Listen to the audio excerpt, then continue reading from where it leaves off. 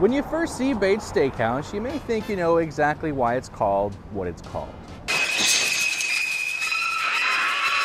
But mostly it gets its name from this guy. Well, good day, folks. I'm Alan Bates here with Bates Steakhouse and Saloon. I'm going to do a demonstration on one of my favorites. We call it the Cajun ribeye.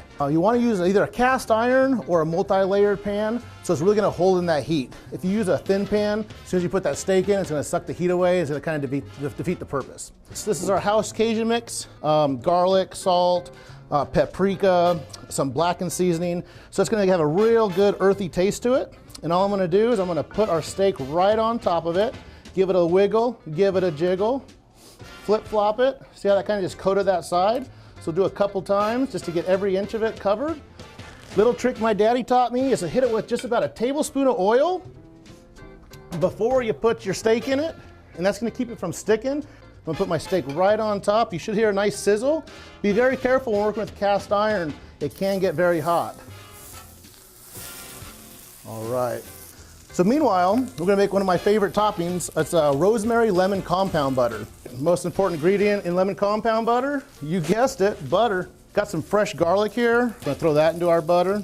We got some rosemary, fresh rosemary. We'll throw that in there. Now we're gonna use lemon zest. Oh, you smell that lemon in the air? That's just clean living right there. All right, and then what I'm gonna do is I'm gonna use the juice of one lemon, and then I like to add a little bit of seasoned salt, and then it just takes a little bit of elbow grease, get her all stirred up. So at this point, I'm gonna go ahead and flip our steak. And we should have a nice blackened color to it, just like that.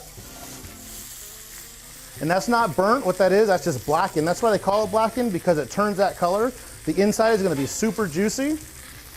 I love to serve my Cajun ribeyes with a little bit of blackened bell peppers. So I like to use red and greens. You could use yellows too if you like. Put a few here. Put a few there, and then at this point, you could fill your steak. Has a nice little firmness to it.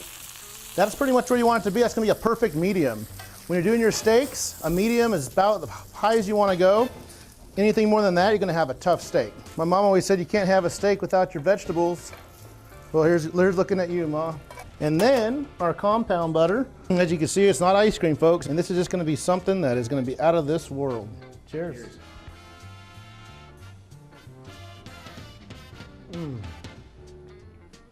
In Eugene, Tasty Tony, KVAL News.